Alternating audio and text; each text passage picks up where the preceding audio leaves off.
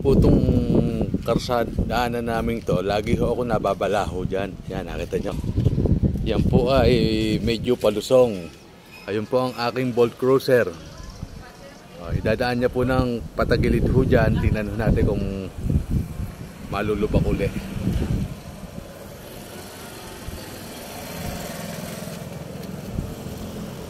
Hop. Hop. Wala na.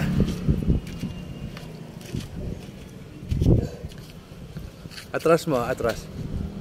Landahan. Sige. Hop. Sige. Sige. Hop. Hop. Yan po. Hop. Wait, wait. Abante. Atras mo pa konti.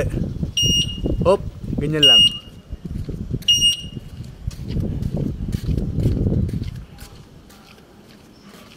Ayan po. Makita niyo po, ang gulong niya sa unahan ay nakalapag na. At yung kalihis na gulong niya rin po ay nakalapag na rin. Okay. Ayan po. Bolt Cruiser on the road. Salamat Engineer Nilo sa swing arm na ginawa mo.